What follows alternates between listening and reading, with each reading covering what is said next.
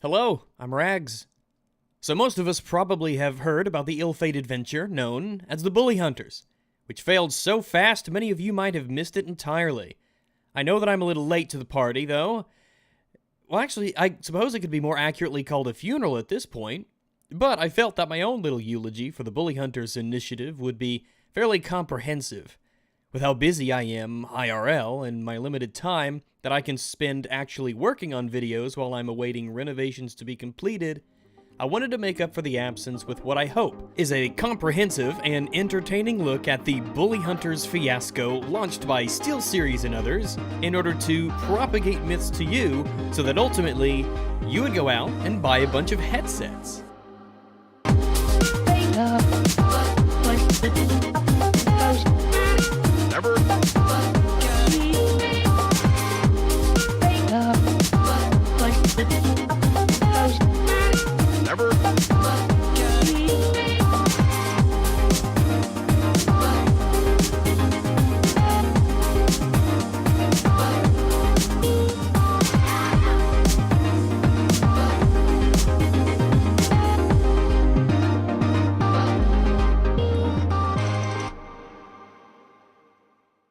Oh boy, we're doing it.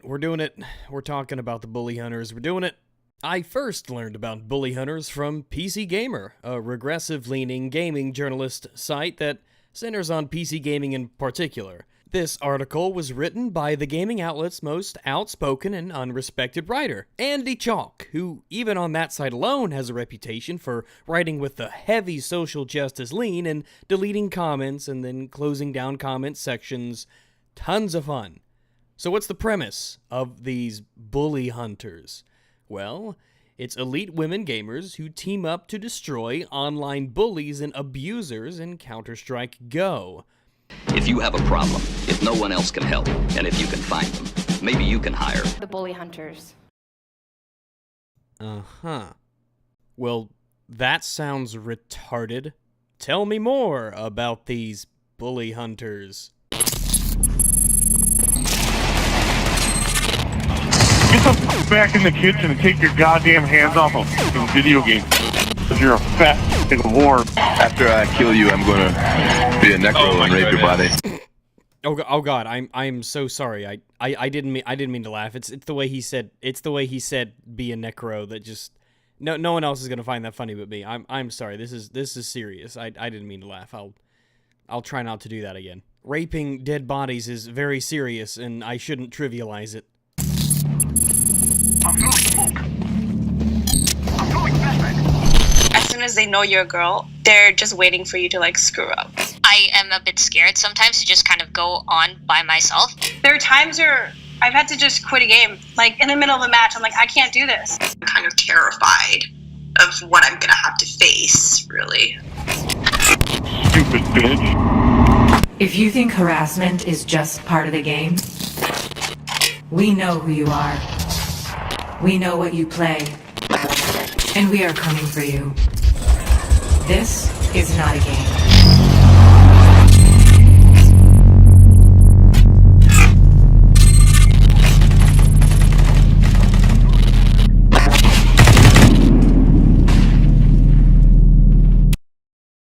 Wow, that was so awful, it was fascinating. Now, my position hasn't changed. That's absolutely retarded, even in concept. But now, I cannot wait to learn even more about the Bully Hunters. You know, we could go through this article, but we should just skip to the good stuff coming up here. I already, though, have terrible impressions. Seriously, this is conceptually in an execution, this isn't a thing that's gonna work. This won't be a thing. And it's a really bad omen that the place I first learned about this initiative from closed the comment section because, well, we here at PC Gamer, we clearly need to do a better job of moderating topics like this. I mean, the top comment is, I've been insulted too, but I'm a white man, so that's okay. Yeah, this constant narrative of women as delicate flowers who need special protection is almost Victorian. I'm male, and this happens to me a majority of the time. It's not a sexist issue, it's a society issue. I cannot believe that all of these alt-right Nazi misogynist trolls have coordinated an attack on our comment section here and are insinuating that this is a terrible idea and that men can be the target of trash talk in video games as well as women. Gaming journalism powers activate. Form of closing the comment section. Looks like the campaign has some high-profile sponsors. SteelSeries, Vertigear, CyberPower PC, the Diverse Gaming Coalition, the National Organization for Women. Their spokesperson is ZombiUnicorn. She's a Twitch streamer with 162,000 followers. Man, I cannot wait for that live stream to see what kind of a dumpster fire this turns out to be. I mean, even Polygon's all over this. It would be terrible if the whole thing backfired, wouldn't it? I mean, surely, if there's any way to tackle the issue of online trash talking against the women who apparently just can't be expected to take it like, you know, a man, then that way is by just playing the game like normal and spending Lord knows how much time and effort and money on promotional material that gives me more secondhand embarrassment than a furry cringe compilation. I mean, I guess the logo, it's kind of clever, I guess. It's got the Venus hand mirror thing for, you know, girls and the crosshairs for gaming, you know. I mean, I know the bar is pretty low right now, but, you know, it's not terrible. Speaking of terrible, let's check out the stream. The Mysterious Bully Hunters Initiative had its first and only live stream on the 12th of April at 7 o'clock. At its height, over 8,000 people tuned in to the broadcast on Twitch.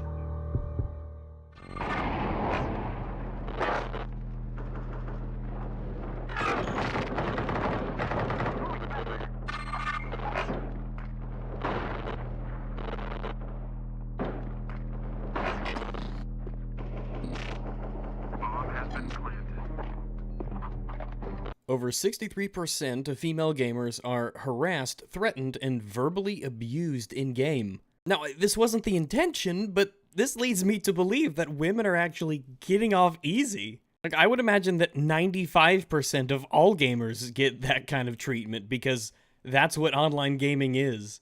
You gotta learn to take the bad with the good. It's the nature of the beast. Shut up, I hope you get raped. I will literally beat your fucking head in, bitch. Your sex fucking should be euthanized. It's kind of weird that every sexist misogynist that you found online has the exact same microphone, but, you know, I'll just chalk that up to coincidence, I guess. This ends in 3, 2...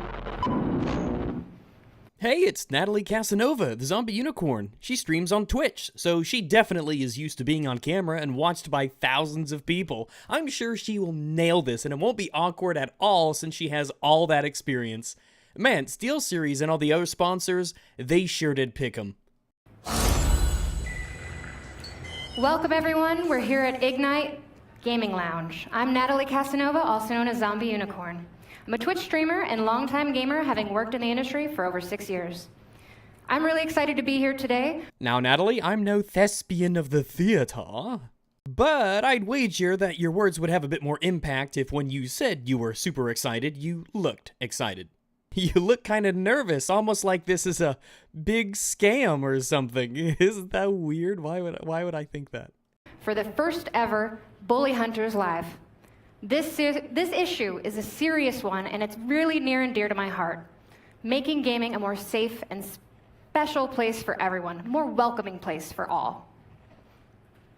So,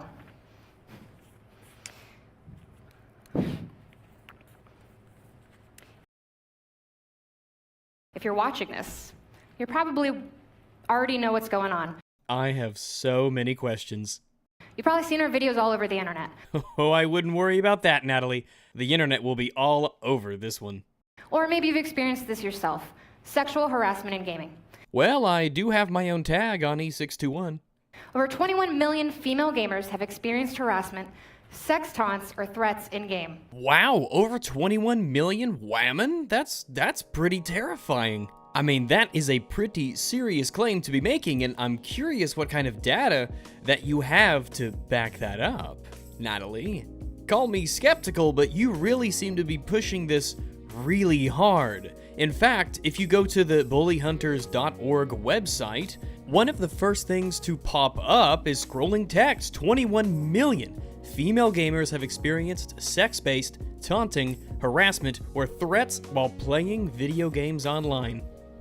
Unfortunately for the Bully Hunters initiative that uses a stat like this so prominently in their campaign, seems to be an egregious misrepresentation of the actual data. Let's explore, shall we? Let's go back to PCGamer's Twitter account, where they advertised the article I referenced earlier. And the first responder to this, who looks like a woman, clearly channeled her internalized misogyny, daring to question the narrative, asking why should you care about what someone else behind a screen has to say, and why you don't just mute or block them, and solve the problem.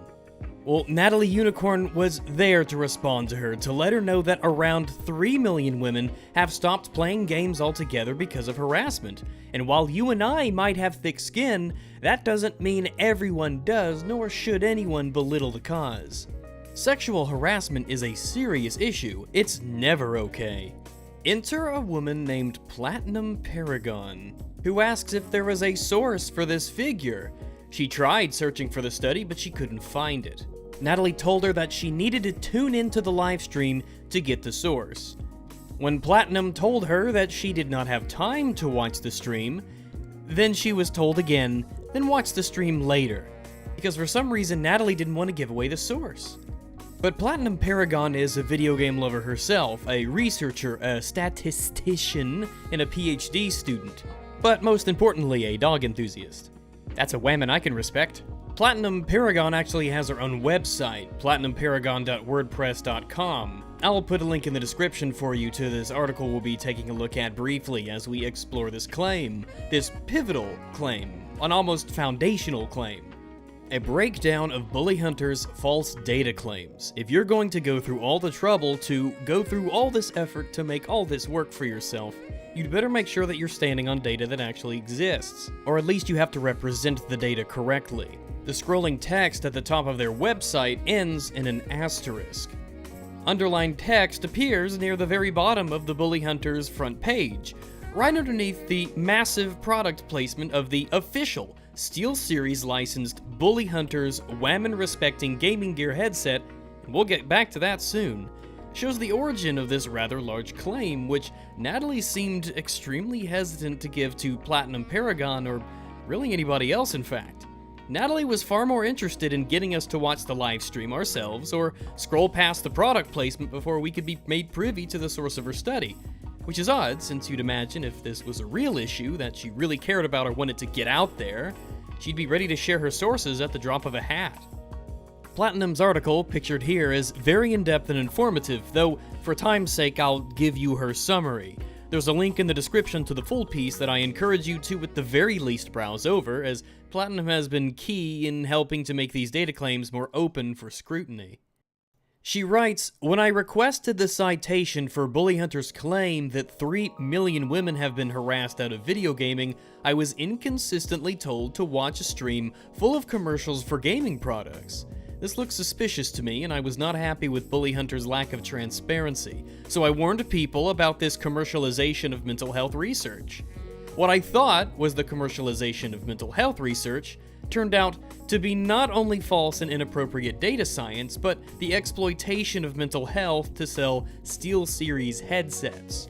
The claim that 3 million women have been harassed out of gaming turned out to be 84 women quitting one video game because of poor online interactions. This survey was conducted by somebody with no research experience and no data analysis experience. The survey did not receive any sort of ethical approval, cannot be audited, was not peer-reviewed, the data cannot be verified, and the author cannot be contacted." And yes, you heard me right when I said 84 women. This 3 million number that was given by Natalie, which was even expanded further to 21 million on the Bully Hunters website, links to this. An article on VG247 from September of 2012, written by Stephanie Nunnally. This article refers to another piece, the original source, from 2 days earlier in 2012, written and researched by Emily Matthew. Sexism in Video Games Study. There is sexism in gaming, posted on pricecharting.com. This, you could say, is the proverbial ground zero for the claim of 21 million female gamers reporting this harassment. PlatinumParagon argues in her article that, "I respect this person and their pursuit of knowledge, but I would argue that this survey has absolutely no place as a reliable source of information. After enough reading and digging, it is possible to ascertain that the sampling, details, and sources were pulled because this quote-unquote study done by Emily Matthew was posted to Reddit subthreads Girl Gamers and was then posted to Gaming, following prompts from the Girl Gamers subreddit. It's pretty safe to say that this is not accurately what many of us would call a random nature of sampling, which is important for extrapolation. In the study, the dominant gaming platform of people surveyed was PC gaming, yet the data of the 21 million and 3 million claims is being applied to female console gamers. Also, there is no way to verify from the respondents of the survey their country of origin, though this data is applied to American females. The primary information being pulled by bully hunters from this survey was the question, have you experienced sexism while gaming? And by percentages, 63% of females said yes. 63% out of a total pool of 874 respondents. The survey also says that 84 women stopped playing one online game because of harassment. Again, according to the Source survey, 84 women who responded stopped playing one online game because of harassment. ZombiUnicorn exploded this into about 3 million women have stopped playing games altogether because of harassment, which is an entirely different statement to make. But hey, limited edition official licensed Bully Hunters SteelSeries headsets, they're not going to sell themselves. But maybe if you tell people that 21 million female gamers have experienced harassment, or that 3 million female gamers have ended the hobby entirely, well hey, that's bound to get you some attention. Maybe that'll sell some headsets. After all, you wanna help women, don't you?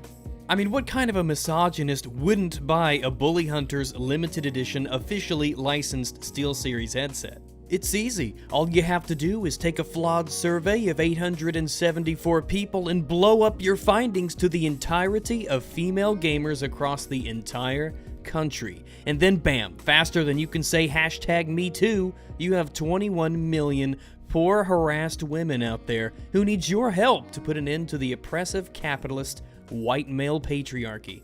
Brought to you by SteelSeries. Or threats in-game. Millions of gamers, female gamers, and gamers alike. Yeah, but I mean, really, it's only the women we care about. It's only a problem when it happens to women. I mean, we can't expect women to just toughen up and ignore it like men do. Have experienced trying to hide their gender online to just avoid targeted harassment. And 36% of female gamers have literally stopped playing a game or stopped playing games altogether because of this. Questionable data from a questionable study blown far out of proportion, but we've already discussed this. Also, let's not conflate playing one game and quitting one game with quitting all games and leaving the hobby in its entirety. This ends now. You can find all the sources for these statistics on bullyhunters.org. Now, I'm going to explain to you what we're doing today and who's involved. Yeah, this will look great on the old resume. Basically, we're introducing a new tool that's going to be available globally to help end in-game harassment by connecting victims of in-game harassment with skilled gamers who want to help in real time. None of whom are being paid for their time, but are volunteering on this fool's errand of a project. Over here, we have our casual gamers. These gamers represent you and I. Women? They're supposed to represent women gamers? Female gamers? These people here are supposed to represent female gamers. If I was a woman, I would feel pretty insulted that it was insinuated that I was so weak because of my gender that I couldn't take a little trash talking or taunting online, that I didn't know how the block or the mute function worked, that I would have to participate in this ridiculous initiative in order to, I don't know, solve my problems for me, or that I couldn't take it without somebody else's help. I mean, it's so fucking condescending. They're just doing what they love to do. Just playing games for free, not getting paid. Why do female Counter-Strike Go players make less than male Counter-Strike Go players? Because the female gamers, they're working with bully hunters for free. They're not making a dime. They should have negotiated for higher pay. They're right now playing Counter-Strike Global Offensive, otherwise known as CSGO. They're playing in various game servers all across the internet. And now, over here, we have some completely different gamers, not connected into the casual gamers whatsoever in any way. These are the bully hunters.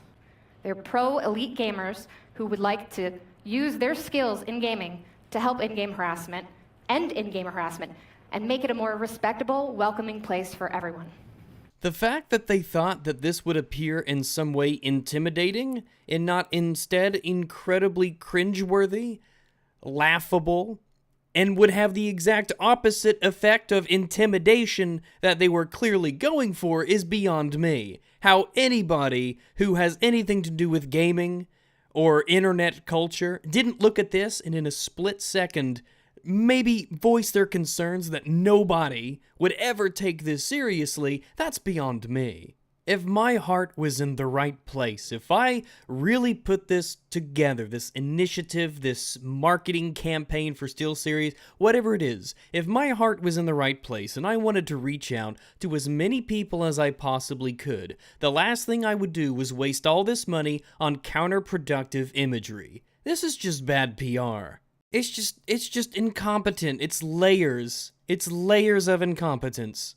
No wonder this turned out to be a terrible disaster. So, how does this all work? First, let me introduce you to my co-host, our co-host, Tien Tran. Tell us a little bit about yourself.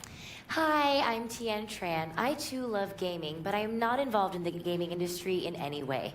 Well, you are now. Interestingly, though, you are a current cast member on The Second City, a legendary improvisation theater. That's kind of weird how they brought in somebody who doesn't have anything to do with gaming as their co-host, but instead somebody who was skilled in the way of improvisational acting. I represent the everyday casual gamer, and I'm going to help make some of today's show a little easier to understand for the non-gaming viewer. And to the non-gaming audience that we have here, I am so sorry that you had to take time out of your day to come to this abortion. This is not an accurate representation of video games and playing online. This is nonsense. This is hyperbolic nonsense. Here's a top-level explanation for what may happen. While our casual gamers are playing, they may experience harassment. In fact, we need them to be harassed. I mean, if they're not harassed and we're up here doing nothing all day, then it'll look really bad for us. We're not going to sell any headsets that way. When that happens, we'll be alerted. They'll also call on a bully hunter. A bully hunter will jump into their game and take on harassment head on. This sounds like an idea that a 12-year-old and all of his 12-year-old friends came up with on the playground at recess. Like, hey, wouldn't it be cool if we could do this? Like, that's cool to a 12-year-old.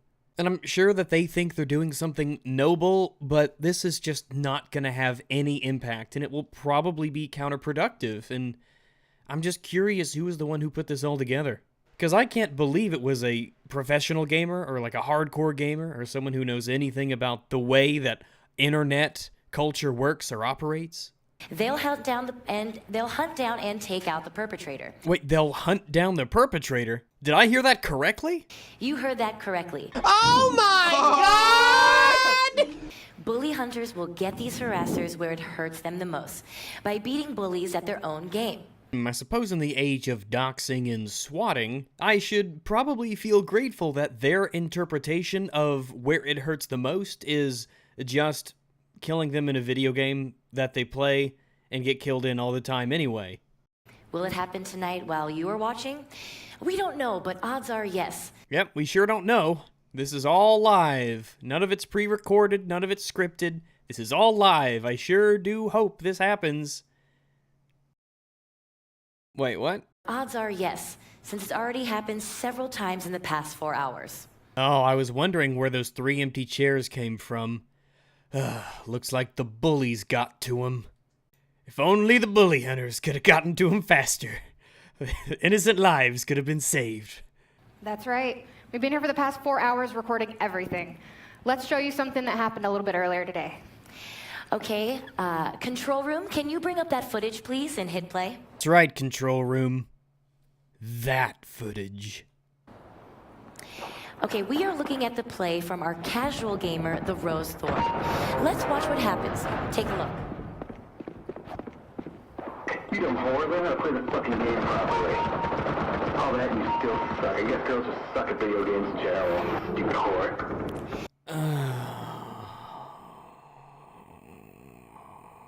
I can see why you brought non-gamers to the audience, because only someone who knew nothing about video games would think that that is a thing that just happens. Like, what's that? You got a double kill on the enemy? Stop being such a fucking whore!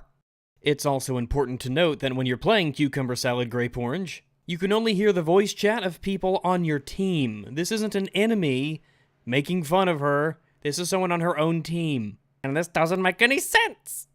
This is a type of harassment that over 21 million female gamers have experienced. It was at this moment when we saw that it was not just trash talking. Oh, that's what it looked like to me. What would differentiate trash talking and whatever it is that the bully hunters are for? Do the bully hunters, they don't do trash talking? Is that doesn't count? If I called up the bully hunters and I told them, yeah, someone was trash talking me, what would they say? Is like, oh yeah, we don't do trash talking. They have to, I don't know, they have to call you a faggot or something. Then I would have to start asking him to call me a faggot, and it would get really weird, and then they'd think I was trolling, and this is dumb. It was straight up harassment. So that's when the Rose Thorn, our casual gamer, decided to call on one of our bully hunters. What the Rose Thorn did in this case was use our new tool on her mobile device. We'll show you later how our tool works. But let's see what happens now. So the bully hunter has now been alerted and should be joining the game soon. Okay. So somebody got called a whore in a video game. So they got on their phone and called a bully hunter using the Bully Hunter app. They called a bully hunter, they called somebody to hunt this bully on the internet, in a random game on the internet. Do you not see how this makes the victim look even more pathetic? You understand that if you're bullying somebody and they call their friend to fight their battle for them, this makes the victim look like a total bitch? An absolute coward? This gives the bully even more reason to insult you. It doesn't matter what the bully hunter does. The hunter of bullies could be the most amazing, crazy, 360, no-scope, super pro MLG fagtard that ever put his fingertips to a keyboard. But it doesn't matter, because it wasn't the bully hunter who was the victim. In fact, you might even say that the better the bully hunter is, the worse it makes the victim look. So what? You kill him in a game once, twice, 10 times? Doesn't matter. You're still a huge bitch for calling a bully hunter in the first place, instead of you muting him and getting better at the game. Get good, scrub. Let's put it this way. Let's say that I'm a bully on the internet and I'm making fun of someone, I'm trash-talking, harassing, whatever you want to call it. Let's say that I'm doing that to somebody else, and it gets to their nerve so much, and it makes them so upset, which is the point, by the way. Remember, it's the point to elicit a response from these people, that I see them going out of their way to call a bully hunter in to fight against me, for them. All this sends, in terms of a message, is that whatever I'm doing, it's clearly working, and I should continue to do it. Okay, pause right there. Now zoom in to the bottom left corner. It says our bully hunter has just entered the game. See, bully hunter 77 has joined the game. Now our victim, the Rose Thorn, and our bully hunter can communicate with one another. Let's take a look at how that plays out. Now let's zoom out and roll the footage, please.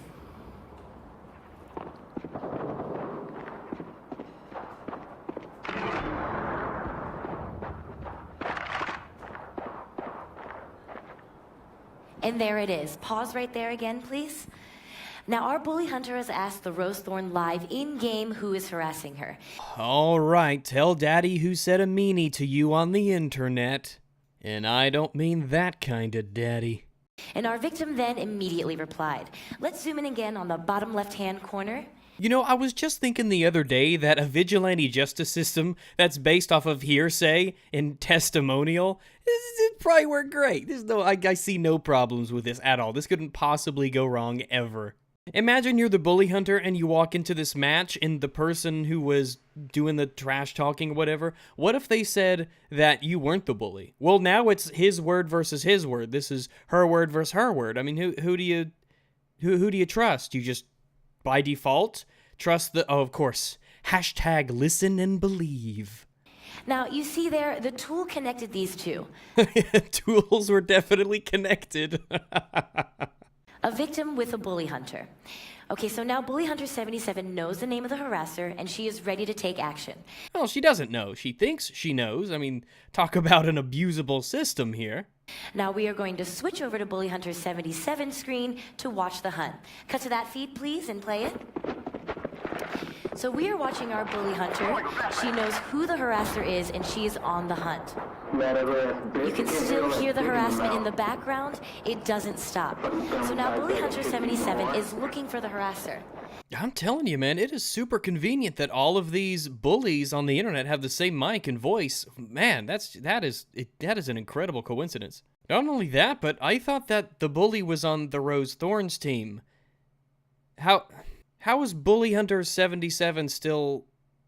How can she still hear the bully? In Counter-Strike Go, you can only hear the voices of people on your own team. So, the Rose Thorn hears a bully on her own team, calling her a whore because she got a double kill for whatever reason. And so she calls Bully Hunter 77, Bully Hunter 77 gets into the game, and it's a good thing that, well, the game wasn't full, and she didn't have to wait in queue. Also, this only works in casual because you can't join mid-game in a ranked Carpenter Stitch Generation orgy match. So you have to be playing casual, the bully has to be on your team, there has to be a spot on the enemy team open so that the bully hunter can hopefully get into that slot on the enemy team. And now all this means is that not only are you fighting against, people anyway, you're now fighting against a bully hunter, and the bully hunter is just going to shoot any person on the other team. I mean, the bully hunter is going to kill the person who called the bully hunter. In fact, it's incredibly likely that the bully hunter is going to kill the victim more than they kill the perpetrator. This is dumb. And it looks like she's going to use her knife, folks. And there it is, just pause right there. Let's back up and see that again. A brilliant knife move, very difficult. Oh, yeah. I mean, if that guy hadn't have decided to, just, I don't know, file his taxes in the middle of the game, that would have been a lot more difficult, yeah. And look right there. See in the lower left-hand corner, let's pause that and zoom into that. Our bully hunter left the calling card message to the harasser. Wow, that's fast. I didn't even see her stop and type or anything. Yeah, but damn. In fact, I haven't seen any typing in chat in this game so far, actually. That's kind of weird. Harassment is not a game. BullyHunters.org. Oh my god, I feel secondhand embarrassment just having watched that. As a casual observer, I'm cringing. Just as someone on the sidelines, from the outside looking in, that makes me just... Ugh.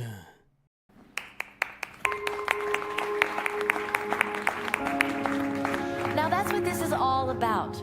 Removing... Wait, did Carl up in the control room just turn on his Windows PC, or is that noise going to play every time there's a successful bully hunt? Harassment from gaming. Harassment has no place here. Wait, isn't what you're doing, like, self-defense harassment? I mean, really, though? So as you witnessed in this situation from this morning... Yeah, that's all fake. Our casual gamer, the Rose Thorn, used the Bully Hunter tool to call on a bully hunter. And you can find the tool at bullyhunters.org. Yeah, I bet you could find lots of tools at bullyhunters.org. Did I already make that joke? Was it close enough? Nah, forget about it. And again, it's a tool available to everyone around the globe that we provide as a group of pro gamers. You know, I couldn't help but wonder if these are supposed to be like professional MLG gamers, then... Like, shouldn't they be, like, on a team or something?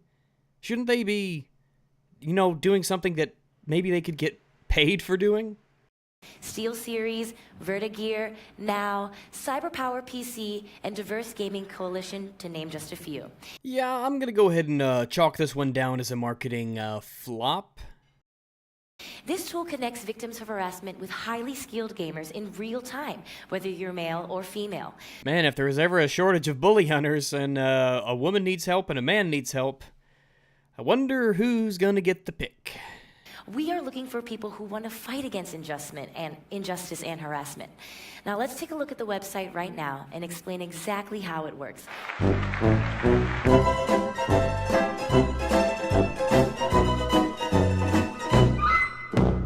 Load the website, please. Now, as you can see on bullyhunters.org, you can call a bully hunter or become a bully hunter. Oh, forget harassment online. This website is going to put people into epileptic seizures.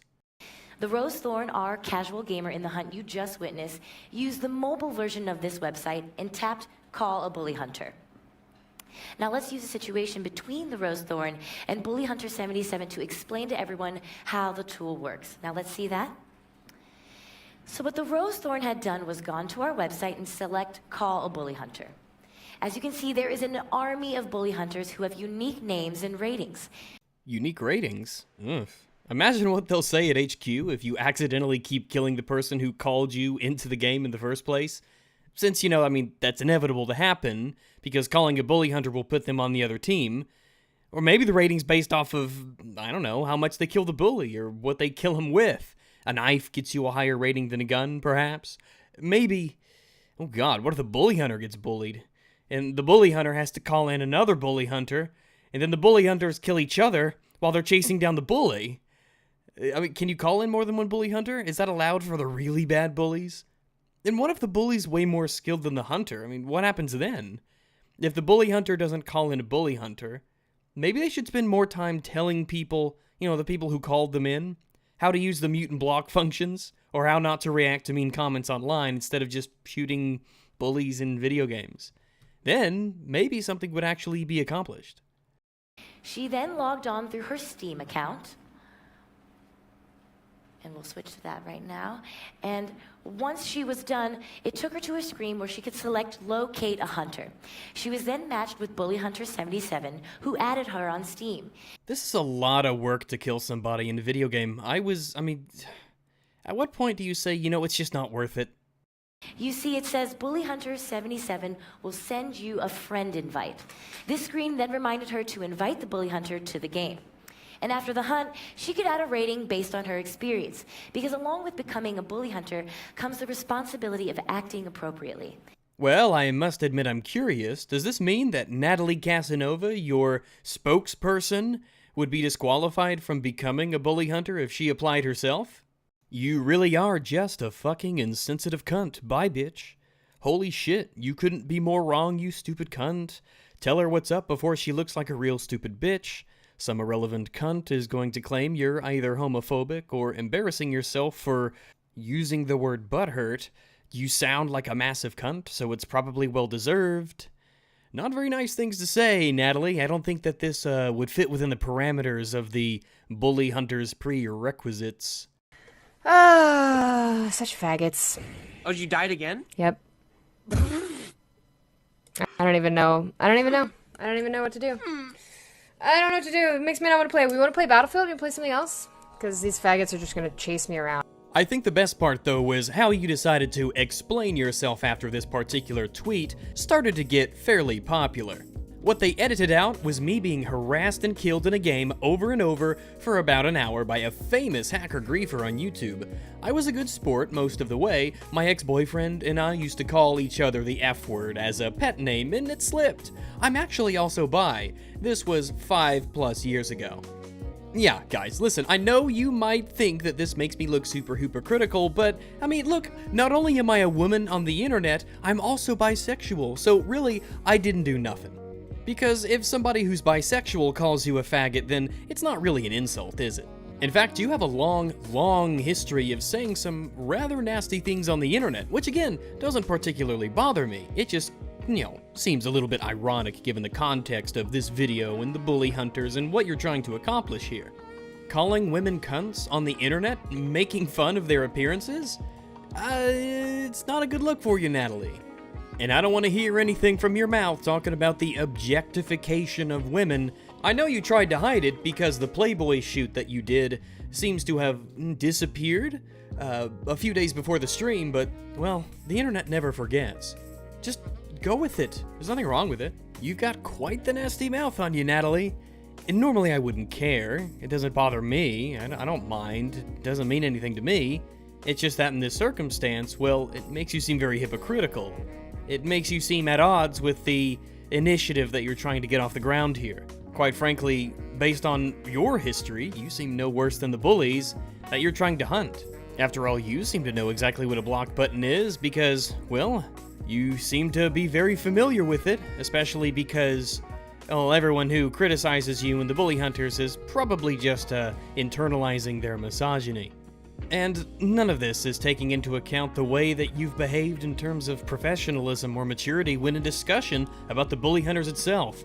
The way that you've withheld information condescendingly to women who are clearly your betters is telling about the kind of person that you are. You got yourself into a bad situation, and you doubled down on it, and you lashed out at people who dared to criticize or even ask questions. The slightest show of incredulity was met with misogyny accusations. Or just straight up blocks and insults, even to people who were her fans before. And while we're on the subject, let's have a chat about you, Natalie, real quick before we go on, because I want to get something very, very, very clear, Natalie. I want to be transparently crystal clear with you. From one content creator to another, I've seen the things that you've said publicly about fair use in DMCA, and based on what other things I've seen of you, you're a reactionary, you're defensive, emotional, you found yourself in a bad place and you doubled down on it. You decided the best thing was to lash out, to insult, to dodge. Well, listen up, sister, I don't play that game. I put you in the thumbnail for a reason. You're a big player in this fiasco of a marketing campaign, and I mean that figuratively, I swear. So if you even so much as whisper me about a takedown attempt because I used your image or your video or your precious stream in this project of mine here, then I'll respond with everything that's allotted to me by law to protect myself and my channel and my livelihood. I know fair use. I know exactly what I'm doing, and you wouldn't get away with it. Ryan Morrison, the video game attorney, he may have cucked for you in front of everyone online, his precious milady. When you said that you'd take down videos and abuse copyright when people used your likeness and image to talk about the bully hunters and you, people came to the video game attorney, of course, to confirm that she was obviously wrong. But nope, there was Mr. Morrison to let the world know that he was ready to jump at the chance to come to the rescue for somebody with a vagina who might be criticized for her shitty behavior on the internet. Ryan Morrison even reached out to her directly on Twitter to ask if Natalie needed any help with striking down those pesky videos. Well, fucking yikes, Morrison. That's not a good look for somebody who's supposed to be a fighter for justice in the legal system. And the next day, Morrison, of course, tried to play it off, claiming he just didn't know what was going on. But don't worry, Mr. Morrison. The internet never forgets. And I sure do hope that Natalie appreciates her knight in shining armor, because there's a lot of people out here who feel the opposite. And that's a stain that might be a bit hard to wash off. So now let's go through how Bully Hunter 77 used our tool to become a bully hunter and help the Rose Thorn. Well, apparently it wasn't very hard at all. All you have to do is go to your Steam profile and change your name to Bully Hunter at whatever number you want, and bam! You're an official bully hunter ready to tackle crime and protect the world. That must have been kind of embarrassing when you forgot that the name history for Steam profiles is saved and is public for everybody to see. Yikes. And this is for all of you watching, all the gamers with some skill, all of you that think harassment is not okay, just as we think it's not okay. Here is what you can do. Now let's see that. So what Bully Hunter 77 did was click Become a Bully Hunter. Then she logged in with her Steam account, The Bully Hunters tool will qualify you according to your kill ratio, hours played, and reports within CSGO. But don't think this means you need to be a pro. If you game, whether you are pro or casual, male or female, there's a place for you. So if you qualify, you will be asked to accept the Bully Hunters Code of Conduct. Faggots. Which ensures that every gamer understands the responsibility that comes with becoming a bully hunter. In this example, she decided to accept the code of conduct and was immediately given a new identity, Bully Hunter 77. At this point, Bully Hunters can officially be called upon at any time. All Bully Hunter 77 did was add the Rose Thorn on Steam and then accept her invite to join the game. Once the hunt is complete, a bully hunter can verify whether the hunt was completed and whether the request was valid. This ensures that people don't take advantage of this powerful bully hunter tool. All right, welcome back. I guess that scene's done. If you're just joining us now, this is the first Bully Hunters Live. This is a big issue. Oh, these must be the psychologists that Natalie told PlatinumParagon would be on the stream to talk about all that data. To tell us more, we have two guests here, Kevin Lanham and Dr. Alexandra Solomon. Kevin Lanham is a licensed clinical professional counselor who specializes in working with gamers. He's a graduate of Northwestern University and has a thriving clinical practice in Chicago.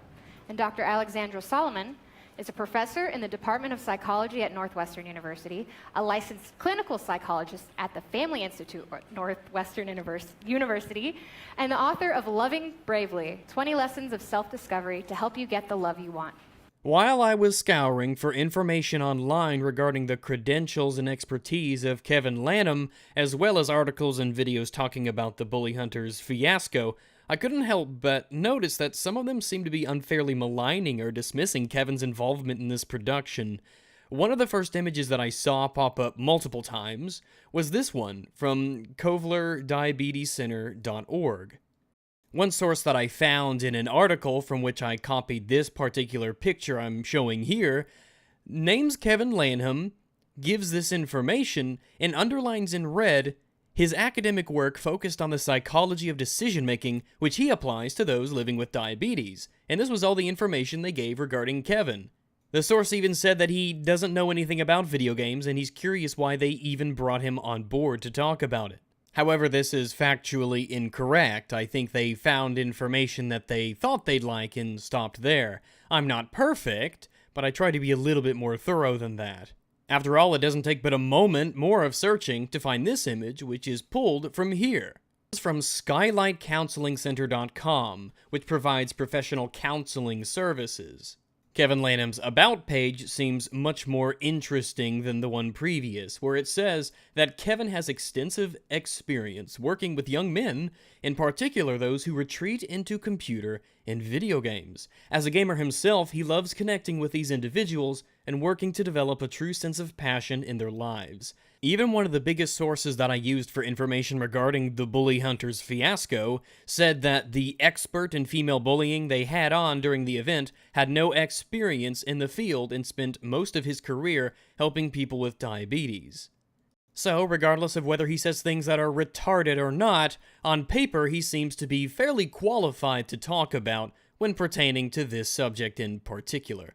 Dr. Alexandra Solomon has her own website where prominently displayed is the question, "Are you ready to love bravely?" Knowing myself to be a rather adventurous doggo in the bedroom, I decided to take the quiz and find out. And after answering a series of questions as honestly as I could, I was promptly told that I was relationally self-aware and that I should buy her book. I'm not though, because reading is for faggots. And I can say that word because I'm bisexual. So, suck my big red dick. Whether you choose to or not, though, Dr. Solomon's pages do not say anything about video games, online gaming, or the culture surrounding competitive online video games. I also noticed that there was a distinct lack of mention regarding bully hunters on her pages. It's almost as if she wants nothing to do with the campaign. I don't know if I'm exactly convinced that this is the best person to have if you can only have two people on the panel. But hey, maybe she'll tell us something interesting that we didn't know. After all, Natalie told us that she would have these psychologists on to explain the data and the numbers from which she's making those extremely incredible claims. Claims regarding harassment and women online. Thank you both for joining us here at this live event. Real quick, as they're giving us more insight about this issue, we invite every one of you watching online to comment below with questions you might have. I don't know, Natalie. I'd keep your eyes far away from the Twitch chat right now. So, Mr. Lanham and Dr. Solomon, tell us about the issue and what impact it could have on women. Well, first, Natalie, thank you so much for having Dr. Solomon of course. and me here. I mean, this is an important issue, and all gamers know about this, but so many people who don't game have no idea. It's the targeted, repeated bullying of female gamers. Because it's only a problem when it happens to men. Women just can't be expected to deal with it in the same way that men do. That's just asking too much of them. Soft bigotry, yada yada. This video is pretty long as it is, so I won't be discussing too in-depth the things that these two say regarding things in bully hunters and whatnot. I would, however, direct you to an excellent and detailed breakdown of the bad science the bully hunters use, as well as a criticism of the things said by Mr. Lanham and Dr. Solomon in this video by Aydin Paladin. It's a long one, but it's full of really excellent and interesting information regarding the differences between men and women online and in gaming spaces and how they react and behave and are perceived differently. The video has interesting statistics and information like how men are harassed online more than women, how women overthinking or ruminating on online harassment has a much bigger impact on women's withdrawal from games instead of the harassment itself, or how female characters in PvP games were healed more than male characters, and male players who use female characters in MMOs show more feminine behaviors, and other interesting information. Go to the description of this video, bob your middle mouse button on the link, and that'll open it in another tab for you to look at later. It creates a hostile online environment for women where they don't want to game, they're discouraged from becoming gamers, and most importantly, it has an impact on them offline. At best, all of the information and data to back up these claims made by Mr. Lanham is flimsy at best. More than anything, I think this only plays into the narrative that's set out by bully hunters. In fact, the narrative that makes bully hunters feel like it's necessary at all, the victimization of females. If women were to act like men had to act, if they were to be treated equally, or if they were set to the same standard, then none of this would have happened. It wouldn't have been necessary. After all, whenever the subject of male harassment is brought up, it's the feminist and social justice types who always lambaste them and bring out their male tears mugs, or tell them to grow up, or how women just have it so much worse. The men's problems don't count, they don't matter. Why should a man's problem be even acknowledged when out there somewhere in the ether, the exact same thing is happening to a woman and she needs our help? The thing is that gamers put so much into their online community. They invest their time, their energy, and even though the game is virtual, the interactions are totally real. You're talking with a real person. On the internet, everyone is real. Except some people are more real than others. Namely the ones with vaginas. Being unable to handle mean things said to you on the internet, to me, is an extremely unattractive trait, I'll say that. I think it's a weakness. This goes into something that Jordan Peterson and others have talked about for years, especially recently. There are two options that you have. Either you can try and soften the world around people, or you can teach the people in that world to be strong themselves. And you are not doing any favors to women by treating them like children because somebody somewhere in the world called them a bitch or a cunt on the internet. You can only give somebody so much lube until it's time for them to simply learn how to take a pounding. And just like your real life interactions, when they're positive, when they help you gain confidence, you take that with you offline. But when you're subjected to harassment, to abusive language, you feel insecure, you lose confidence, and you take that with you into your other relationships as well. And that's why we're trying to end this today. A lot of the times when people are told to get good at video games, it's treated as a dismissive kind of remark, even though getting good at games that you play and eventually overcoming the people who harass you or make fun of you, doing better in the game than them, showing them that you are more skilled than they are, the boost that has to self-confidence is something that shouldn't be understated. Oddly enough, what I would recommend for people to do of any age and gender in any game is the exact opposite approach that the bully hunters takes. The bully hunters are not empowering. They don't teach you to have self-confidence. They don't teach you how to be better. What they do is they teach you to get help. And there are some times, of course, where getting help is important and should be told. But this is an online video game, and I would say that teaching people to have self-confidence and learn to rely on themselves and to empower themselves in these games is one excellent step in getting them to have this same attitude in real life. If anything, Bully Hunters is a band-aid over a superficial emotional problem, instead of teaching people how to not need band-aids in the future. Yeah, and the thing we know, whether it's online or face-to-face sexual harassment, is the impact on the person who's being harassed is that sense of diminishment, feeling less than, and that flood of shame and fear and terror, quite frankly. So what do you do, Doctor? Do you try and make the internet a one big hug box and a padded cell for women? Or do you try to teach women to be confident in themselves and not let these words on the internet bother them so much?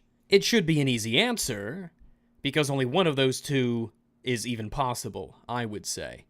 And so what we're doing tonight, what this initiative is all about, is figuring out how can we work together, men and women both, working together to move from a culture of harassment to a culture of inclusion, where really the intention of being in a gaming world is that like sort of the thrill of competition and that experience of mastery and getting better than you were the day before and creating a community. I don't want to create an environment of inclusion in competitive online video games for people who cannot handle trash talk. In fact, I would say I don't want really any hobby to be inclusive. I think that every hobby benefits from having levels of exclusion to it. Not every hobby is for every person, and when it comes to online video games especially, it does require, and I believe should require, some level of self-respect and some level of emotional fortitude to shrug off banter by other players. I like to think that I am living proof that this kind of an environment can steel one's nerves. Things don't really bother me anymore, not online at least. There's nothing that anybody can say to me that really makes me riled up, and there's nothing anybody could say to me online in terms of an insult or trash talking that would make me do anything more than only want to win more. That would just make me more competitive. You fight fire with fire sometimes. And having my nerves and confidence forged in the fires of online competitive video games, that has helped tremendously to make me so impervious to insults and anonymous banter. It's made me a better, more confident doggo. It wasn't done by encouraging me to have others try and take care of my issues. That teaches dependence. It doesn't teach empowerment. And so we really need to bring this from the shadows into the center of the room and really call it what it is and figure out how do we work together to move from a culture of harassment to a culture of inclusion. You can take your culture of inclusion and shove it up your ass. It's really interesting. I love hearing you guys talk about it. It's amazing. Oh yeah, this echo chamber here is way better than on Twitter where people disagree with me. All those misogynists. What can you guys tell us about why sexism and harassment persists in the gaming world? Well, harassment happens everywhere, and right now more and more women are actually coming forward, which is a huge change. But there are some things that make the online environment different. First, gamers keep their identity hidden, right? People say and do things online that they only think about in real life. And for that reason, they actually don't feel the consequence of their words or of their actions, right? Also, you don't get feedback from the person that you're harassing. Yeah, actually, sometimes you do, and that's kind of what they're looking for a lot of the times. They're looking for a reaction. And if you were to react in such an over-the-top and ridiculous way, like, I don't know, maybe calling a bully hunter, that would be the best possible thing that you could do for a bully. If I were to say something horrible to you, I would see your face and I would feel terrible, right? Empathy is more difficult online for that reason. Second, women are often viewed as sexual objects online. Yeah, they are. They willingly and voluntarily put themselves into these positions. A lot of women find it empowering. They choose to do this. Men, of course, are sexualized and objectified all the time as well. Yet oddly, I don't see games journalism in particular ever spurging out because the men are just too hot. Games are really catering towards men's fantasies of being dominant, in control, and it's not really taking in the female perspective. Why should it? Also, what's wrong with playing games that are power fantasies where you're dominant and strong? Men often enjoy games where the character is weak and flimsy and vulnerable, but not necessarily submissive. Would games like The Elder Scrolls or Fallout, for instance, or Far Cry be better if the player was weaker? More submissive? Less dominant? What about Doom? Would that game be better? Would it have the same appeal? No woman is being excluded from playing any video game that she wants. If it doesn't appeal to her, that's not the fault of the video game. That's just her preferences not aligning with what the video game is. Why should games try and appeal to people to which they generally don't appeal to? What's wrong with that? Should cosmetology appeal to men more? Should they make more steps to add dominance and power into cosmetology? How would video games be better if they were less appealing to men and more appealing to women? Lots and lots of women do play video games, though they're normally very casual, or they're phone games. I know this might make you upset, but men and women generally are different. They have different preferences. Different things appeal to the two genders, because there are only two genders. It's always the male-dominated spaces that are told to be more inclusive. It's never the hobbies that are dominated by women, or are majority women, that are told to be more inclusive so that men feel more comfortable in those spaces. It's always the men in their hobbies that have to change for the women, never the other way around. And when the game is really playing up these ideas, it also flows into the communication between gamers and these female gamers. Yeah, because men would never ever harass another man online, especially not in an online video game. That's silly talk. That would never happen. Well, and building off that, none of this happens in a bubble, right? So we live and have lived for thousands of years in a patriarchal culture, which means Ah yes, of course, the patriarchy, the invisible, ubiquitous, nebulous, ethereal menace that hides in the shadows, the silent ghost in a dream. No discussion, after all, about women is complete without bringing up the patriarchy. Culture, which means we've had spaces that have been able to be male-dominated spaces where men have set the terms and created the community, and that's what the online gaming world has been. Women have this power just as much as men do. Women have the ability to create communities around the interests that women generally share that men do not. There is nothing exclusionary to women in online video games, or gaming in general. Nothing is stopping a woman from enjoying the hobby of video games if video games are what appeals to her. And so what you see with the movement and the bringing in of female gamers is the same kind of pushback that other communities have experienced. You think about politics or sports or the fields of science and math. Those female trailblazers have faced that pushback. And what we're seeing is just the... Well, Dr. Solomon, allow me to explain to you exactly why that is. Allow me, a handsome and well-informed yet incredibly humble doggo, allow me to explain to you, Doctor, what seems to have escaped you. We do not care if you are a woman. You care. We do not.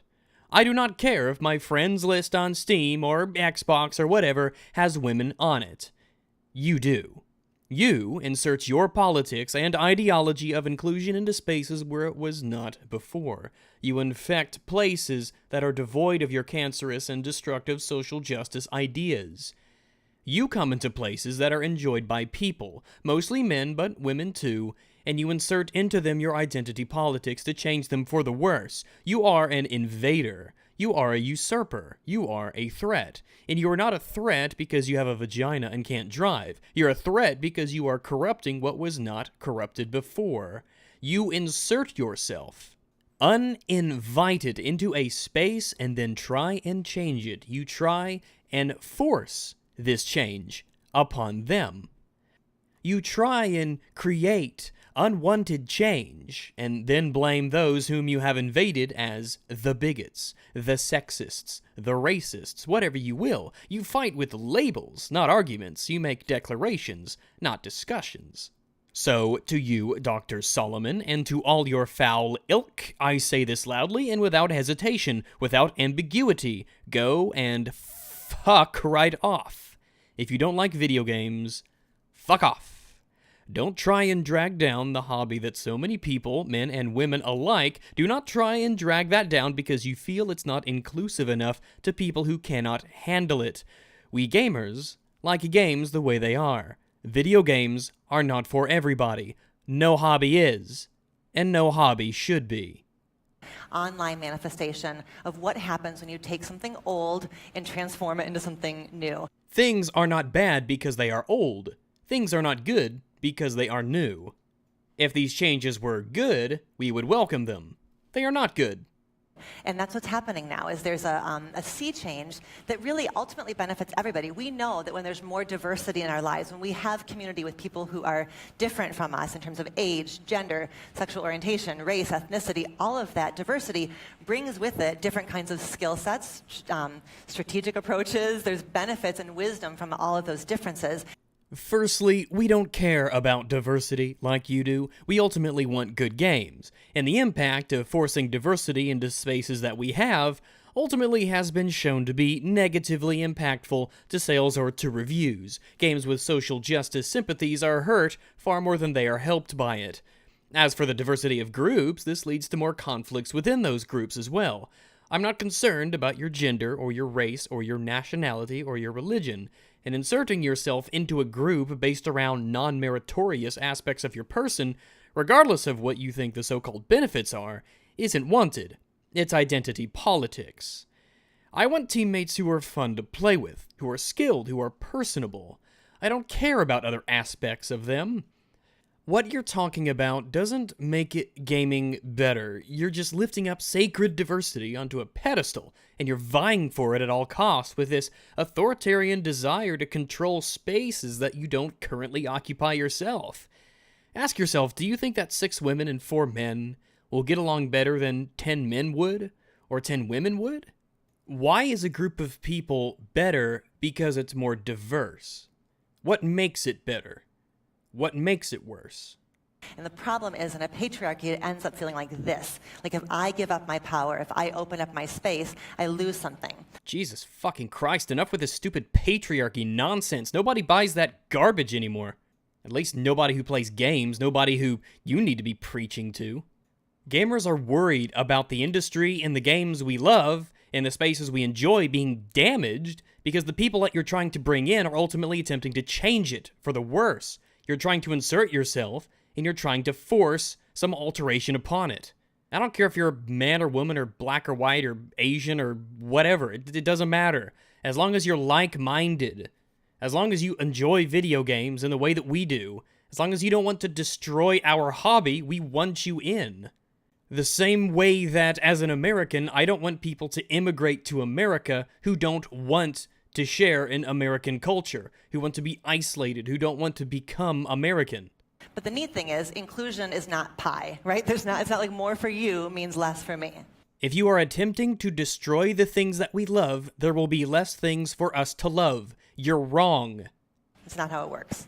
Yeah, tell me how gaming works, person who doesn't know jack shit about gaming. Tell me all about how gaming works. Why don't you go back to your website and mention you were on Bully Hunters, Alexandra? I mean, I know I wouldn't. I mean, I'd be pretty fucking ashamed of myself if I tried to tell gamers what was good for them when I don't know jack shit about gaming. This is exactly the thing that we have problems with. People who are not gamers, who do not care about the hobby, who insert themselves into gaming when they're not wanted, unwarranted, telling us what we should be doing and what we should be caring about. Fuck off. In any event, they prattle on for a bit about this and that, and I won't go into it much because I'd like to really proceed with the Bully Hunters fiasco in and of itself. Again, check out Aydin Paladin's video for more commentary based off of what these two have to say. Long story short, they talk for a couple minutes more, and then all of a sudden, things finally get interesting again. Bringing myself up without, conversely, putting you down. So that's one of the elements of it. Oh, Mr. Lane, I'm Dr. Solomon. I'm so sorry to interrupt, but there is something we need to show the audience right now. In just a second here, the lights have come down, and that is a signal for a bully hunt. Finally, what we all came here to see. Now let's see exactly how a bully hunt works. This is our casual gamer, Pinklight23, who has been harassed in-game. God, it's so insulting. Like, imagine every time somebody said a meanie to you. The lights went down, a spotlight shone on you, and you had to call somebody else for help. Just how pathetic and weak does that make you look to other people? Jesus. That's her, but let's cut to her feed. So we can see right now... A lot of you may have noticed this, but Pink, what's-her-face here, is playing on a map called Safe House, and then transitions to Castle. Safe House is pretty easy to spot because it's a small map, and there are very easy to recognize supports for the porch. I never play Counter-Strike, but even I knew that something was up here, and it was so obvious. It makes me wonder what kind of a production they're running here. Who did they expect to fool? It just strikes me as odd because of the immense production value that goes into this, and yet they have these lazy mistakes in editing to try and fool us, when anybody with any tiny amount of knowledge would be able to spot them right away. That we're in Pinklight23's game. She's doing what she loves, playing CSGO. You want to get raped, bitch? I know where you live. I can't handle how big her tits are. You want me to rape you? I can see why you brought so many people into the audience who weren't gamers, because only a non-gamer would not be able to see that this is obviously staged and set up. Now, that's exactly the toxic behavior we're fighting against here. Now, let's see how she used our global tool to call a bully hunter. Play that, please. So Pinklight23 is in-game. What she's going to do is call... Wow, you guys are so lazy. You repeated footage. A bully hunter with our tool. She's doing it right now. She just logged onto our site, logged in with her Steam account, and is now locating a bully hunter. Now let's see which bully hunter was called. So wait, was she playing or was she calling a bully hunter? I don't even what? I mean, this is such a mess of footage. I don't even. How do you make heads or tails of this? It's just a mess. It's a sloppy mess. So Pinklight23 called the bully hunter. Now let's go back to her game and see how that plays out. Cut to that, please. Yeah, I'm sure Bully Hunter 1488 or whatever is really happy you shined a big bright light behind their screen. That's very appreciative. If there has to be something big and bright behind me, it had better be a stud with a degree in quantum physics. Now we have Pinklight23's game here, and if you look in the bottom left-hand corner, Bully Hunter 03 has entered the game. Now Bully Hunter 03 is in, and she's going to ask our Pinklight23 to name the harasser. There it is. And now we know the harasser and the hunt is on. Now let's see it from Bully Hunter 03 perspective. Cut to that, please. Now we're following Bully Hunter 03 as she pursues the bully. Remember what I said earlier about how cringy and silly this is to make such a production and ceremony over so trivial an issue? That's Pinklight23 over there in the game, and Bully... In order to try and sell this as being totally not staged, guy, the chick playing Pinklight23 types out, "Now you're gonna pay for bullying me," and the bully replies, "Wow, I'm so scared." And while they were doing this, I just wonder if they knew deep down in their heart of hearts that this would have absolutely no impact on bullies whatsoever and would probably be counterproductive. Because engaging with these bullies is exactly what they want. They want to elicit a reaction from you.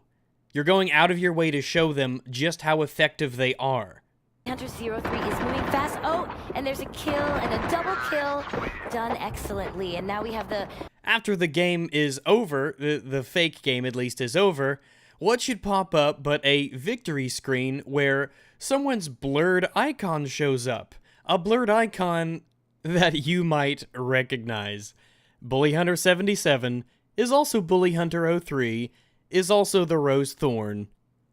You'd think with all the trouble they went through to bring all of these gamers together in this one room, they wouldn't have to reuse the same exact profile over and over. Not only that, but the Bully Hunter's calling card, Harassment is not a game, this pops up immediately after the second kill is made without Bully Hunter 03 actually losing any control to her character. It's kind of weird. Not only that, but since this is a 2v2, and Bully Hunter 03 gets a double kill, what this meant is that the Bully Hunter had to kill the person who was bullied in order to teach the bully a lesson.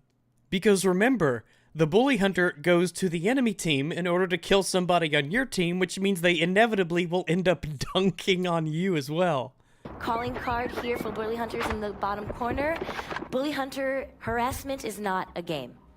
Now, if you're just joining us, this is the first Bully Hunters Live. We've just seen a bully hunt, and we're going to take a minute to talk to our casual gamer, Pinklight23, about her experience.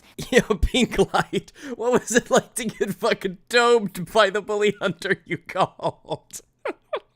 What was it like? How did the bullet of justice taste?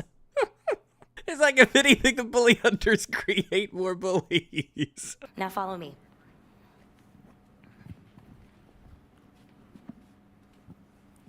Sorry to interrupt you there. Yeah, sorry to interrupt you being target practice for the Bully Hunters. What's your name? My name is Gretchen. Gretchen, thank you so much for joining us. Yeah, Gretchen, thanks for coming in. Because you know you're not getting paid. It really means a lot to us. We spared no expense at not paying everyone. Now, it was very hard to watch that harassment. As a female gamer, do you experience a lot of in-game harassment? Oh, absolutely. And what kind of forms does that take? I don't know, it's always the same thing. They keep mentioning treadmills and game. Anywhere from in-game trash talk, which can be normal, but sometimes it gets pretty sexual and sounds pretty dangerous when they start threatening you, and then the DMs start coming. Gretchen, you're gonna have to toughen the fuck up. I mean, there's just no other way to say this. You're gonna have to grow a goddamn spine. These are anonymous people over the internet in a video game. You're going to have to grow a backbone. Nobody is doing you any favors by attempting to fight your battles for you and ultimately making you look like an even bigger pussy than you already are. Nobody is coming to get you because they played Counter-Strike Go with you. You're being paranoid and you need to man up. So that starts getting pretty scary. Right, so that sort of like violent language that's being used, how does that affect you as a gamer? I don't know if this is just like figuratively violent language, but I keep hearing that words are violence too, so I'm not giving them the benefit of the doubt. Go fuck off. Words are not violence, especially not words over the internet in a video game. Sometimes in-game, when it's trash talk, it's not a big deal, but when it starts feeling more personal, getting into DMs, and you start getting threats like they're going to come find you, or they know where you are, some of that stuff is trash talk, but it gets pretty scary when they start harassing you nonstop, and those DMs won't stop coming. Then block and report them. Gretchen, this isn't difficult. This has been a feature that's been around for a long time. You have the capacity to solve your own problems to some degree. How about you take a little bit of initiative and use the tools that are always at your disposal to protect yourself against the mean bullies on the internet? You know, instead of going, boo-hoo, woe is me, I have a vagina, feel bad for me, life is so terrible. Right, and do you feel like that kind of dissuades you from continuing to play? There are times where it gets pretty tough, and you just want to take a break. Yeah. You know, in all fairness, you probably should be taking a break from video games. Maybe hitting the treadmill. Well, thank you so much for sharing. It's very brave of you to be here today. Back to you, Natalie. Oh, absolutely, Gretchen. You are so brave to come here and let every woman know that she, too, can be victimized online, and she could allow all this harassment to get to her on a personal level. It's so inspiring to see women like you, Gretchen, be such a fucking pussy for everyone to see. I mean, some might say that we need more empowering role models for women, but thank goodness that instead we have you here, Gretchen. All right, well, thank you for your patience. If you've just tuned in, we're talking to Kevin Lanham and Dr. Alexandra Solomon. You were talking about harassment in gaming, and you're about to answer one of our Facebook comments. It was about how to differentiate trash talk from harassment. Yeah, that's kind of important. That maybe should have been a little bit closer to the beginning of the stream, but what do I know what I know? Yeah, well, the first point I was thinking about is it's about the intention. So the intention of trash talk is really just kind of elevating my play, but not at the expense of you.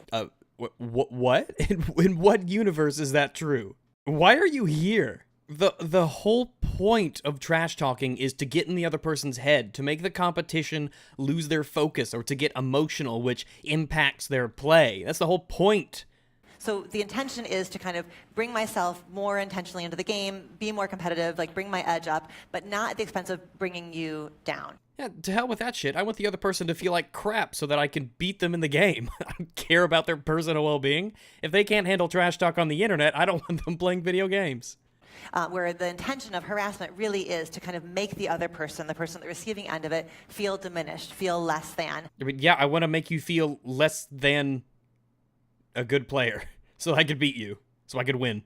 And I feel more powerful at your expense. So that's one distinction. Doctor, do you not realize that every time you kill somebody in a video game, then it's done at another person's expense? Every time you get a kill, somebody else has to get a death? Like, the whole thing is built off of doing good at the expense of others.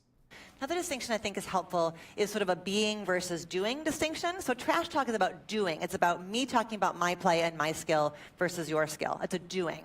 Versus harassment is about being. If I'm talking about your sex, sexual orientation, gender, race, all of that, it's really about who you are as a person and diminishing you as a person. And you can't, there's nothing we can change about who we are. Oh, man, I can hear everybody in the transgender community going, "Ree!" I mean, if somebody makes insults about you based on your race or sex or anything like that, you know you can just ignore them, right? You can just mute them, you can block them. And if anything else, it says far more about them than it does about you, so maybe I wouldn't worry about it so much. And if you can't help but be traumatized by these sorts of things, then you have issues that go far past the video games.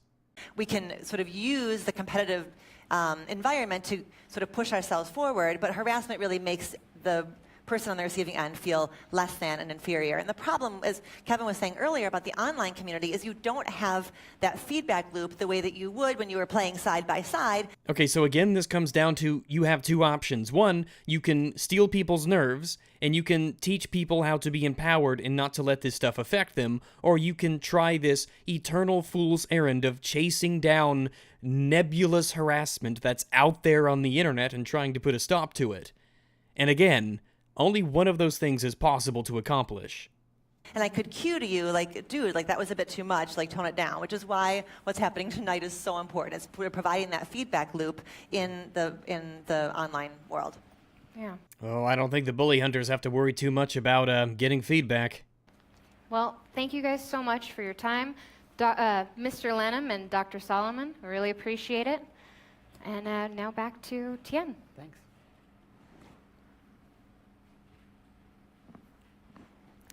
As of now, our new global tool works on CSGO, which is used by 25 million gamers. Yeah. The effects that you would have had on online harassment in this one game alone would have been negligible at best. CSGO is just a start with this tool. So ambitious. But for gamers experiencing harassment in any game, there's a Bully Hunter field guide. Now, this will help every gamer fight against sexual harassment in gaming. Step 1, mute or block. Step 2, move on with your life. There, that's the RAGS guide to fighting harassment. You can keep that one for free. And you will find a field guide with every special edition headset. You can also download it at bullyhunters.org. Now let's see what it looks like inside. Now in this field guide, you will understand the difference between trash talk and harassment. Here, I'll tell you, I don't even have a website or special headsets. Yet. All of it is harmless trash talk if you don't let it have power over you. The key is learning to not give words that kind of power. And you'll learn how to deal with it. Natalie? All right. Now we have with us Paloma Delgado of the National Organization for Women, or NOW. Paloma, please join me. Come on, guys. How hard is it to walk off a stage? Why didn't you swap places while Tien was talking about the website? Come on. Stagecraft. This is the field guide, by the way. It's pretty cool. It's got a lot of interesting stuff in here. Yeah, I'd hold on to that one, Natalie. It's a collector's item now. Hi, Paloma. So, while you get settled here, I just want to ask you, this initiative resonates with a lot of other larger cultural movements happening around the world right now. So, can you tell us a little bit more about those and why this might be important for them? Absolutely. First of all, we need to acknowledge the fact that none of us exist in a bubble. We're a part of and affected by cultural movements, even if we're not specifically a part of that group. In this case, we want to create a cultural movement that tells women that the harassment they face online and offline is completely unacceptable. But the men to whom it happens more often and all the time anyway, they just need to learn how to fucking deal with it. As activists, and more importantly, as people who just care about half of the population. Yeah, just fuck the other half, right? It's extremely important that we make sure women feel validated and that they're important and that they don't deserve this. No, some women definitely deserve it. It's also extremely important that we let men know and would-be harassers know that this sort of behavior is completely unacceptable. Well, it's unacceptable when it happens to a woman, but it's fine when it happens to men. It's been happening to men for years and years and years now, since the beginning of the internet and even before. But again, it's only a problem when it happens to women. I feel like sometimes we place a little bit too much emphasis on the victim to stave off harassment as opposed to the aggressors. Well, sister, I've got some bad news for you. Hate to break it to you, but this is the internet. You deal with people often on the other side of the planet, people who are all over the place, who are far, far away from you. Add in the fact that there is no real consequences for what you say, and then add in on top of that the anonymity of the internet, and it's not going away. Aggression, harassment, trash talking, it's part of human nature. You will never ever be able to get rid of it, no matter how hard you try.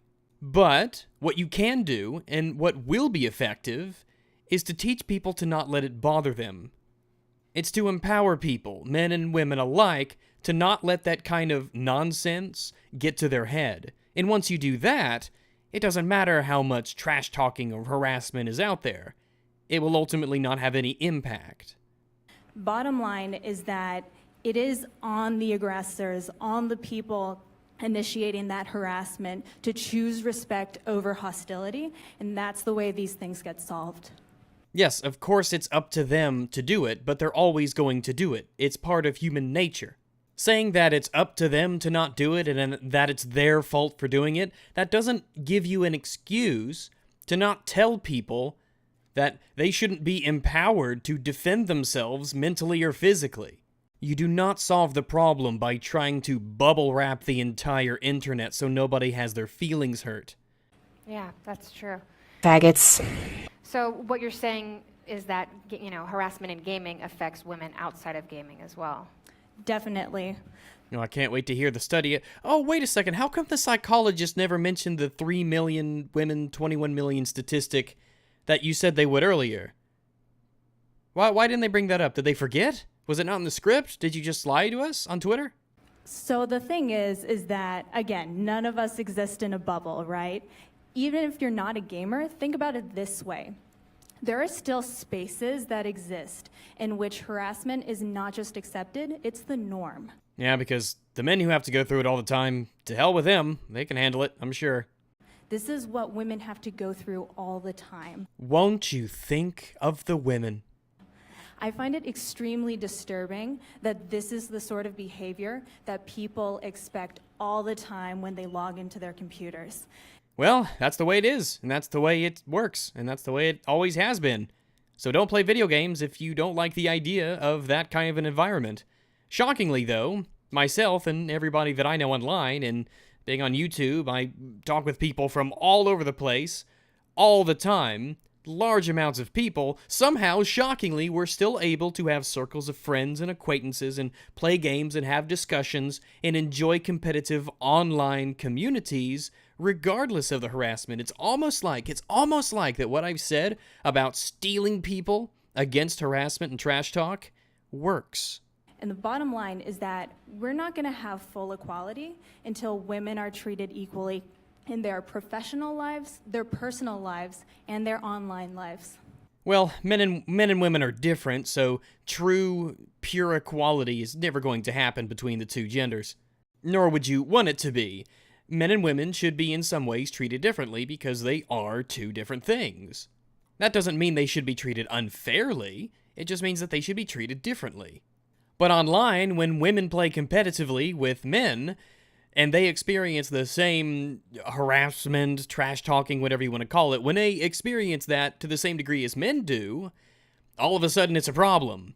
All of a sudden they can't be expected to compete. All of a sudden equality goes out the window because women are learning just what men have to go through all the time in these places. This right here is why people say that feminism isn't about equality, regardless of what the dictionary says. Feminism is about the superiority of women. Women should be treated better than men. Women should be put on a pedestal. They shouldn't have to do the things that men do. They shouldn't have to go through what men are expected every day to go through. And this is why gaming rejects feminism. This is why gamers are rejecting your inclusion. This is why. Because you seek to change what we enjoy. Yeah, and it's not about any special treatment, it's just about being treated equally. Yeah, you can say that all you want, Natalie, but no one's buying the bullshit. If that was true, then bully hunters wouldn't be a thing. That's all we're asking for. Yeah.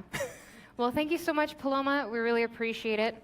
And that's right, guys. This is a really important message, and anyone can show support by sharing the campaign, changing their profile picture. Ah yes, the internet equivalent of I'll pray for you. Getting the message out there that harassment in gaming is just not okay.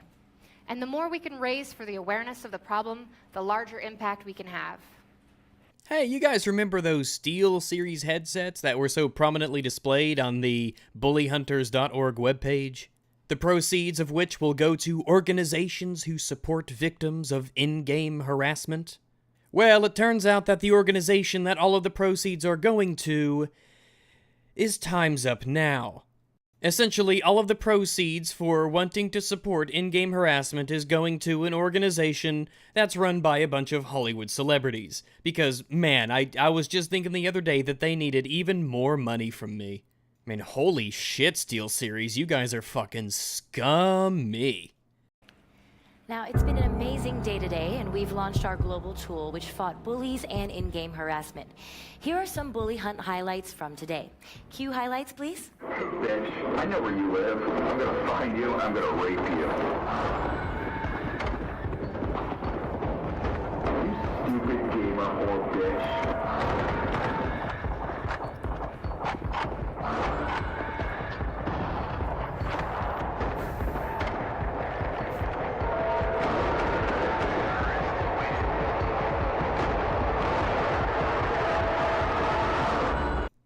Truly amazing. I can't fathom how all this time, money, and effort can be truly wasted doing absolutely nothing productive. Without a doubt, the bully hunters are like no other. At this point, I will be using SamSonic's capture of the Twitch stream because his footage includes the Twitch chat, and that Twitch chat is spicy. There's a link in the description if you want to watch that. It's a barrel full of lulz. Now, before we wrap up, let's see what people were saying on Facebook and Twitch. Okay. So this question is, why is this is kind of like focused on women's harassment? And in today's sexual harassment is rampant for women, in gaming especially. So it's something that needs to be done about it, like now, like yesterday, honestly. And we really hope that this tool will raise awareness for that. And the Twitch stream seems to have a couple little issues, and I can't help but wonder if this is because once they decide to take a look at the Twitch chat, they realize that maybe that was a little bit of a mistake and things aren't going as swimmingly as they thought. Yeah, please go to bullyhunters.org. Use our global tool, become a hunter, call a hunter, show your support, by sharing our message, just stand up for what's right here. Together we can really make an impact and end in-game harassment. So thank you for watching. Well, there you go. That basically wrapped up the Bully Hunters stream. And not a moment too soon, too. The Twitch chat was really, really loving it. Obviously, the reception to this was less than positive, and in the following days after this was done, the reception turned out to be so negative that all of the sponsors that had given them money to put on this production quickly decided it was best to abandon ship. The Diverse Gaming Coalition stated that while they agreed with the message and the intentions of the Bully Hunters, they did not approach it in the best way possible. Vertigear as well released a statement where they said, "We will ensure that proper due diligence is exercised from this point forward so that the Vertigear name is not attached to anything that may undermine the community and our brand ever again." The PR department in an official CyberPower PC stream on Twitch actually addressed a question directed to him about the Bully Hunters fiasco and what would happen. Is your PR department going to be commenting on the Bully Hunters fallout? Yeah, so technically I'm the PR department in a sense. I don't know too much about the details. I wasn't in the meeting when when this deal or us endorsing them got enacted. But what we signed up for was something totally different in our minds, the way it was told to us when they asked for backing. And it just ended up being something completely different, especially the way they went about it. So what they told us was something completely different than the way they executed it. You understand? So, not much that we can do or say now. You know what I mean? But that's not what we were backing. I mean, that's as much as I can say, since yeah, that's just as much as I can say currently.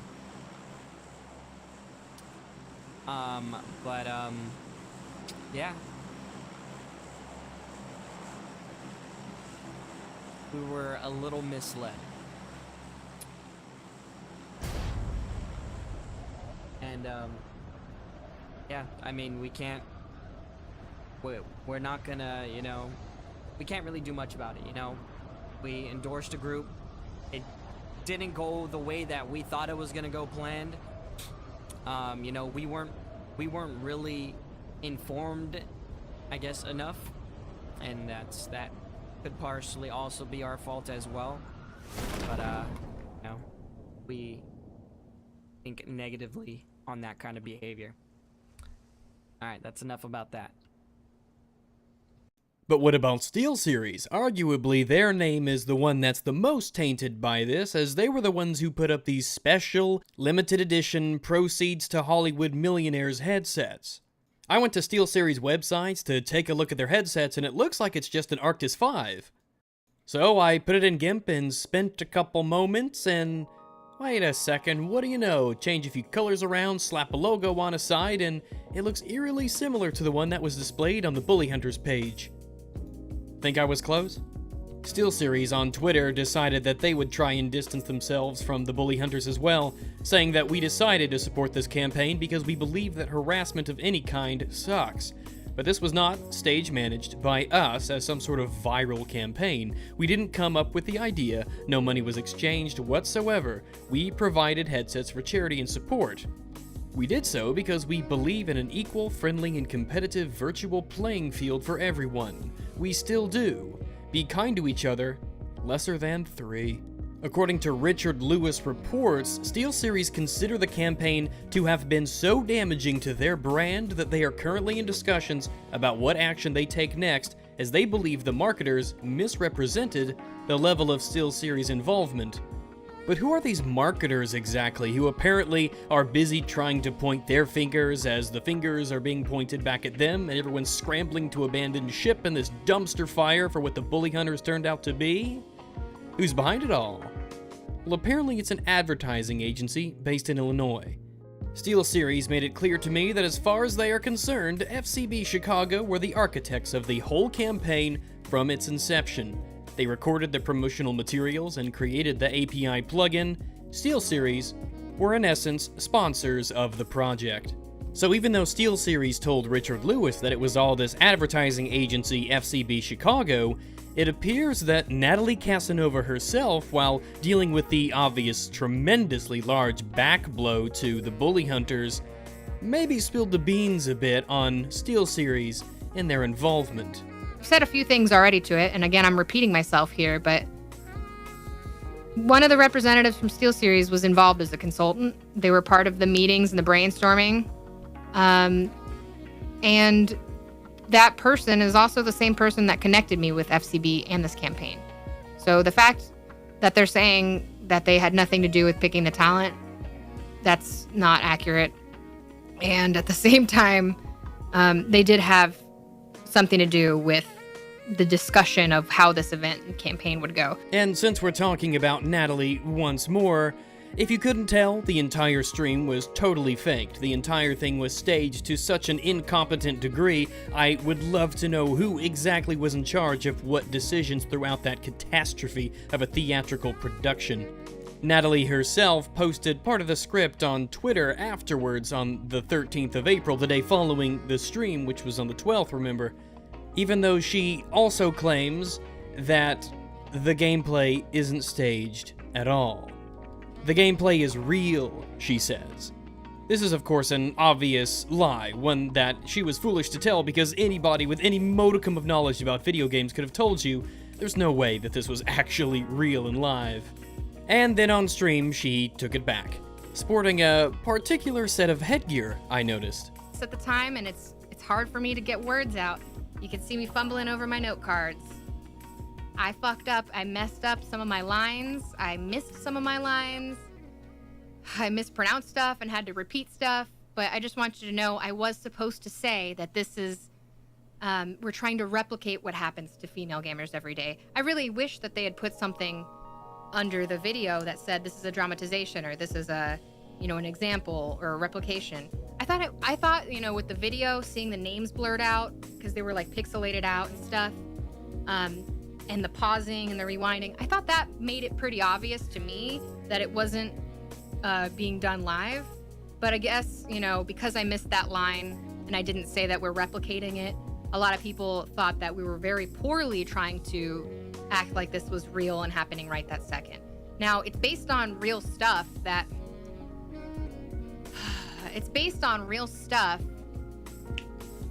has happened and real examples of harassment. So it's not completely, fake in the sense that those words were heard and said at some point over the internet. But yeah, so it's my fault. I'm sorry. This fake harassment that you guys promoted about, no, that's my fault. And I totally take responsibility for fucking up the lines and being nervous.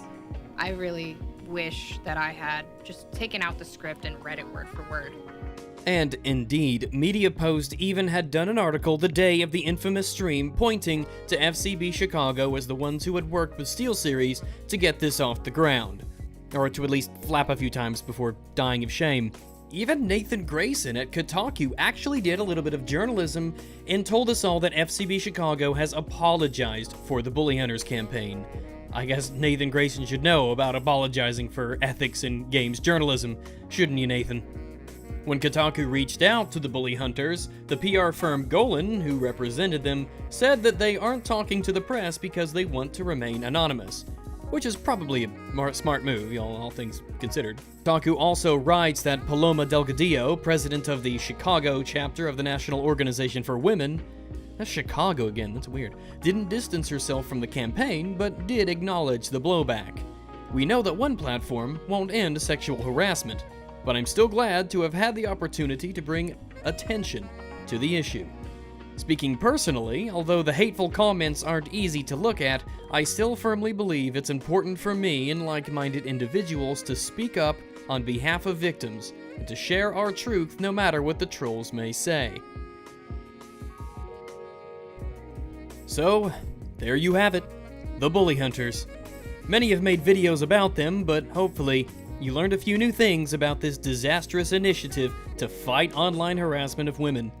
SteelSeries certainly won't be getting any business from me anytime soon, I can tell you that. But after this point, well, the bully hunters concept seems to have just slipped away like a thief in the night. I doubt anything will ever come of it. Just another few weeks and a stream of memes and lulls we can all look back on one day and wonder, maybe even admire just how inept these layers of incompetence were. Sometimes you fight fire with fire, and sometimes you have good intentions, and sometimes you try so hard, but in the end, it does, well, you get the idea. You know, I don't know what really needs to be said anymore. It took me a long time to put all these images and clips and information together from all sorts of sources, and this is my first ever video using Vegas Pro. Everything that I've done up to this point has been in the ever so humble Movie Maker. And I'm really sorry that there was such a long span of time between content coming out for me. I'm really sorry, but I'm kind of in a strange sort of limbo situation here at home. Between moving out, getting things renovated, having family issues pop up regarding a hospital, I won't go into details, and I had PC problems that I couldn't even turn on my PC. All this stuff was only recently resolved. I've been really unable to put the time into making content that I want to, and I have a backlog of things that hopefully now I can really start to tackle. Again, I'm very sorry, I'm just kind of in a weird spot. Please bear with me. My internet access right now is pretty much only good enough to surf the web and talk to people. I can't do any gaming or any streaming or anything like that. But I have some plans that I think that you really might like coming up here in the near future. Once I get moved back into a new place, which will be at a better location, it'll be slightly larger and better for me personally. It is my plan to start doing regular streams as well as interviews with people that I can get into contact with. Names in the industry and within video games, and I think some of them will be very interesting conversations, as well as doing some work on the secondary channel of mine that I will really start putting work into, where I go over articles and things and videos that aren't maybe worth the effort of a big, long production like this one, but that I still want to cover and give my opinion on. I also plan to start doing live hangouts with a lot of my patrons and spending more time with them specifically as just a little way to thank them for basically giving me income. I'm having more artwork done, and I have some things lined up to really make the channel look a bit better, and I'm still learning Vegas. As I said, it's my first video doing it, so hopefully I can get into doing some more complicated and better looking graphical stuff happening so that it'll look a little shinier. In any event, if you liked what you saw and want to continue to support me and help me make videos like these in the future, think about maybe throwing me $1 or $2 or 10 or 20 on Patreon. Whatever you can give, it means a lot to me, and I appreciate it immensely. Hit me up on Skype or Discord, or shoot me an email if you have any suggestions for content. I'll try to read through as many of those as I possibly can. And again, I appreciate all you guys for helping me turn this into my job. Thanks again.